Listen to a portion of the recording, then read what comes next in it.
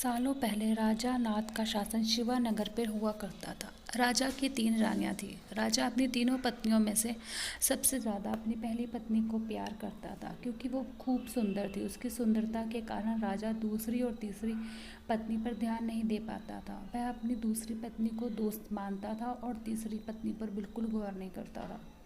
इधर राजा की तीसरी पत्नी उससे बेहद प्रेम करती थी, लेकिन राजा को तीसरी रानी का प्यार कभी दिखाई ही नहीं दिया।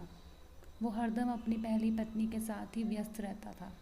ऐसा होते होते कई साल बीत गए। रोज राजा की तीसरी पत्नी इसी उम्मीद में रहती थी कि राजा आज उसके पास आएंगे, आज वो कुछ प्रेम भरी बातें करेंगे, लेकिन ऐसा कभी कुछ नहीं हुआ।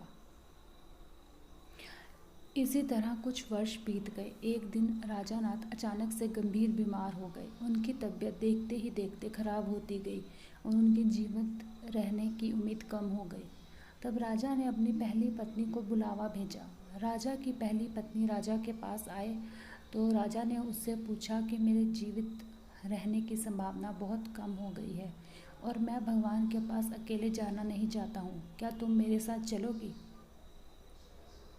राजा की बातें सुनकर रानी ने उनके साथ जाने से मना कर दिया और कहने लगी कि अभी मेरा जीवन ही बचा हुआ है और मैं अभी और जीना चाहती हूँ, इसी वजह से मैं आपके साथ नहीं जा सकती।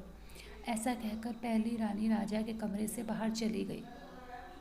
तब राजा दूसरी रानी को बुलाने के लिए कहता है। दूसरी रानी को जब पता चलता है कि राजा अपने अंतिम क्षण में है और वह अपने साथ अपनी पत्नी को लेकर जाना चाहते हैं, तो वो राजा को पास जाने से ही मना कर देती है। अपनी दोनों प्रिय रानी से निराश होकर राजा ने सोचा कि मैंने कभी अपनी तीसरी पत्नी को समय ही नहीं दिया और ना ही उस पर प्यार जताया, अब मैं उसे कैसे बुला सकता हूँ। राजा ऐसा सोच ही रहे थे, तभी तीसरी रानी बिना बुलाए राजा के पास पहुँच गई।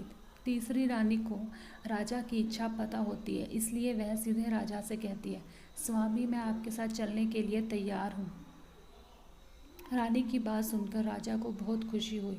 साथ ही उन्हें यह निराशा हुई कि उसने सारी ज़िंदगी उस रानी से ठीक तरह से प्यार नहीं जताया, लेकिन यही मुझसे सबसे ज़्यादा प्रेम करती है। उसी वक्त राजगुरु एक जाने माने वैद्य को लेकर आते हैं, जो राजा की तबीयत को ठीक कर देता है। राजा ठीक होते ही अपनी तीसरी रानी से प्रेम करने लगा। हमेशा अपने करीब राजा ने अपनी तीसरी रानी को ही रखा और दोनों खुशी खुशी राजमहल में जीवन जीने लगे।